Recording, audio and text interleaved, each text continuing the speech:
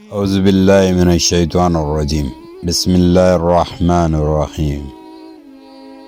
بکریاں چرانے کی حکمتیں۔ حضرت عبدالمطلب کی وفات کا واقعہ ایک اور لحاظ سے بھی بہت اہمیت کا عامل ہے۔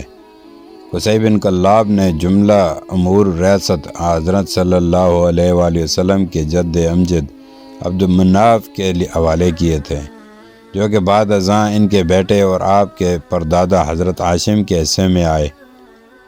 دوسری طرف حضرت ہاشم کے ہی دور میں خانہ کعبہ کی تولیت کے زیادہ تر حقوق بھی حضرت ہاشم نے حاصل کر لیے، اور ان سے یہ تمام اختیارات حضرت عبدالمطلب کو بھی وراثتاً حاصل ہوئے۔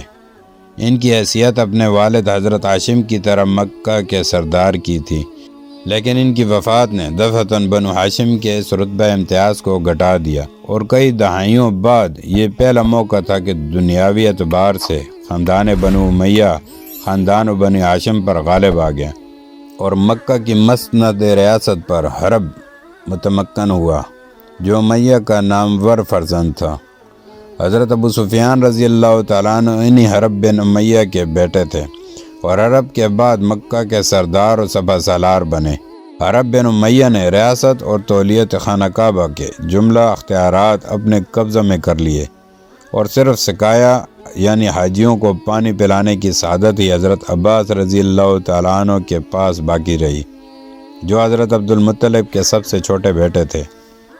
حضرت عبدالمطلب کے مختلف ازواج سے 10 بیٹے تھے، جن میں سے حضرت صلی اللہ علیہ وآلہ وسلم کے والد حضرت عبداللہ اور حضرت علی رضی اللہ تعالیٰ عنہ کے والد جناب ابو طالب ماں کی طرف سے سگے بھائی تھے، اس لیے حضرت عبدالمطلب نے آپ کو حضرت ابو طالب کے ہی آغوش تربیت میں دے دیا۔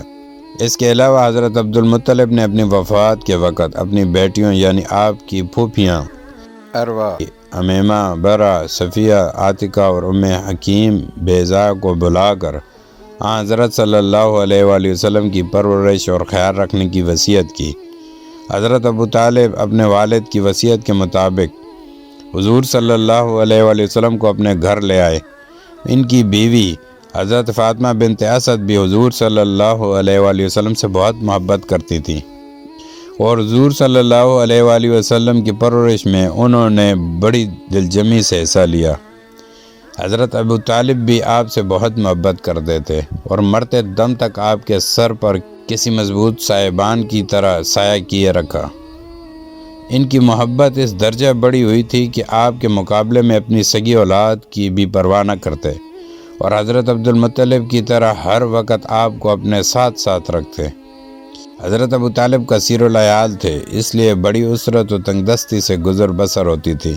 باوجود کمسنی کے حضور صلی اللہ علیہ وآلہ وسلم نے اپنے چچا کے گھر کی یہ حالت دیکھی تو کام کاج کرنے میں کوئی عار محسوس نہ کیا۔ لوگوں کی بکریوں کو اجرت پر چراتے، اور بکریوں کو مکہ کی ایک پہاڑی اجیاد کے قریب حریکت نامی مقام پر لے جایا کرتے، اور اس سے جو کچھ اجرت ملتی وہ اپنے چچا کو دیتے۔ عرب میں بکریاں چرانا کوئی معیوب کام نہ تھا، بڑے بڑے شرفاء اور امراء کے بچے بکریاں چرایا کرتے تھے، اور یہ ان بچوں کے لیے کوئی کام نہیں بلکہ ایک مشغلہ کی حیثیت رکھتا تھا۔ اور عرب طرز معاشرت کا جائزہ لیا جائے تو اسے بآسانی سمجھا جا سکتا ہے۔ زمانہ رسالت میں آپ اس سادہ اور پرلطف مشغلے کا ذکر فرمایا کرتے تھے۔ ایک مرتبہ آپ صلی اللہ علیہ وسلم صحابہ کرام کے ساتھ اسی جنگل میں تشریف لے گئے۔ حضرت جابر بن عبداللہ رضی اللہ تعالیٰ عنہ سے روایت ہے کہ ہم لوگ اراک پیلو کے درخت کے پھل چن رہے تھے، تو آپ صلی اللہ علیہ وآلہ وسلم نے فرمایا، جو سیاہ ہوگا وہ لے لو، وہی سب سے اچھا ہوتا ہے۔ اس پر صحابہ نے عرض کیا، یا رسول اللہ صلی اللہ علیہ وسلم، کیا آپ بھی بھیڑ بکریاں چرایا کرتے تھے؟ فرمایا، ہاں، کوئی پیغمبر ایسا نہیں گزرا جس نے بھیڑ بکریاں نہ چرائی ہوں۔ 10-12 سال کی عمر تک آپ صلی اللہ علیہ وآلہ وسلم کا یہ مشغلہ جاری رہا۔ روح مبارک کے وسیلے سے فیضان باران کی طلب۔ ابن عساکر نے جلمہ بن عرفتہ سے روایت کی ہے کہ میں مکہ آیا، لوگ قحط سے دوچار تھے۔ قریش نے کہا کہ ابو طالب وادی قحط کا شکار ہیں، بال بچے کال کی زد میں ہیں، چلیے کعبہ چل کر بارش کی دعا کیجیے۔ حضرت ابو طالب ایک بچہ ساتھ لے کر برآمد ہوئے۔ بچہ ابرآلود سورج معلوم ہوتا تھا، جس سے گنا بادل ابھی ابھی جھٹا ہو۔ اس کے ارد گرد اور بھی بچے تھے۔ حضرت ابو طالب نے اس بچے کا ہاتھ پکڑ کر اس کی پیٹھ کعبہ کی دیوار سے ٹیک دی۔ بچے نے ان کی انگلی پکڑی رکھی تھی۔ اس وقت آسمان پر بادل کا ایک ٹکڑا نہ تھا، لیکن دیکھتے دیکھتے ادھر ادھر سے بادل کی آمد شروع ہو گئی اور ایسی دھواں دار بارش ہوئی کہ وادی میں سیلاب آ گیا اور شہر و بیابان شاداب ہو گئے۔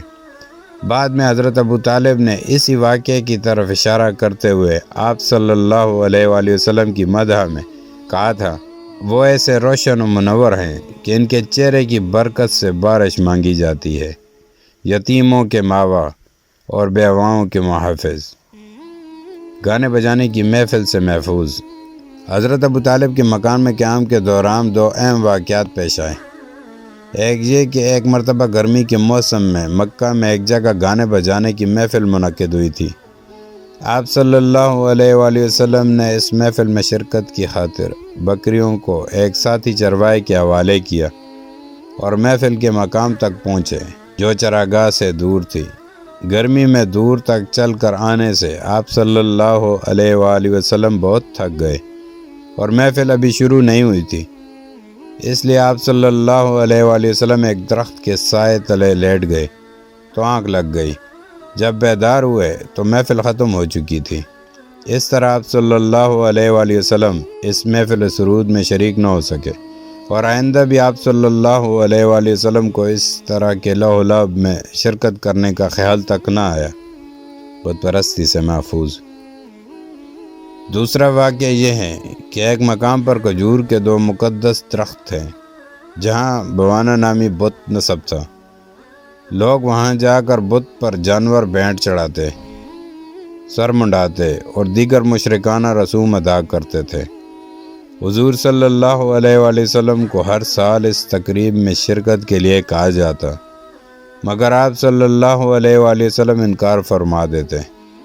ایک مرتبہ چچاؤں اور پھوپھیوں کے اصرار پر آپ صلی اللہ علیہ وآلہ وسلم وہاں گئے، لیکن بہت دیر تک نظروں سے اوجھل رہے۔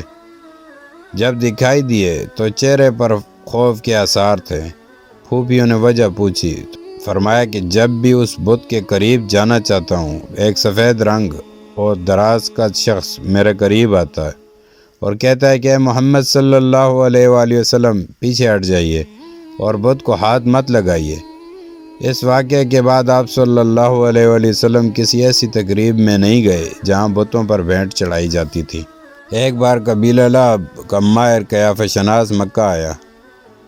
سب لوگ اپنے بچوں کو اس کے پاس لے گئے۔ حضرت ابو طالب بھی اپنے بچوں کے ساتھ حضور صلی اللہ علیہ وآلہ وسلم کو اس کے پاس لے گئے۔ اس نے آپ صلی اللہ علیہ وآلہ وسلم کو دیکھا اور پھر کسی کام میں مشغول ہو گیا۔ تھوڑی دیر بعد اس نے آپ کو اپنے سامنے لانے کو کہا، لیکن حضرت ابو طالب نے اس کا تجسس دیکھ کر آپ صلی اللہ علیہ وآلہ وسلم کو اپنے گھر بھیج دیا۔ اس نے کہا کہ اس بچے کو میرے پاس لاؤ، خدا کی قسم وہ بہت بڑا آدمی بننے والا ہے۔ حضرت ابو طالب کا پیشہ بھی اپنے آباء و اجداد کی طرح تجارت تھا۔ وہ سال میں ایک بار تجارت کی غرض سے ملک شام کو جاتے تھے۔ آپ صلی اللہ علیہ وآلہ وسلم کی عمر تقریباً 12 برس کی تھی۔ حضرت ابو طالب نے حسب دستور شام کے تجارتی سفر کا ارادہ کیا۔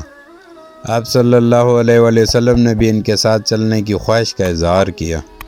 حضرت ابو طالب نے آپ صلی اللہ علیہ وآلہ وسلم کی کم عمری، دوران سفر مشکلات، تکلیفوں یا کسی اور وجہ سے آپ کو ساتھ نہ لے جانا چاہا، لیکن حضرت صلی اللہ علیہ وآلہ وسلم کو اپنے شفیق چچا سے اتنی محبت تھی کہ جب حضرت ابو طالب چلنے لگے تو آپ صلی اللہ علیہ وآلہ وسلم ان سے لپٹ گئے۔ اب حضرت ابو طالب کے لیے بھی آپ صلی اللہ علیہ وآلہ وسلم کو خود سے جدا کرنا ممکن نہ رہا۔ آپ صلی اللہ علیہ وآلہ وسلم کو بھی ساتھ لے لیا۔ مورخین کے مطابق اسی سفر شام کے دوران ایک عیسائی راہب بحیرہ کا مشہور واقعہ پیش آیا، جس نے آپ صلی اللہ علیہ وآلہ وسلم میں کچھ ایسی نشانیاں دیکھیں جو آنے والے پیغمبر کے بارے میں قدیم آسمانی کتب میں لکھی ہیں۔ اس نے حضرت ابو طالب کو بتایا کہ اگر شام کے یہودی یا نصارہ نے یہ نشانیاں پا لیں تو آپ صلی اللہ علیہ وآلہ وسلم کی جان کو خطرہ ہو سکتا ہے۔ چنانچہ حضرت ابو طالب نے یہ سفر ملتوی کر دیا اور واپس مکہ آ گئے۔ اس واقعے کو انشاءاللہ اگلی قسط میں تفصیل سے بیان کیا جائے گا۔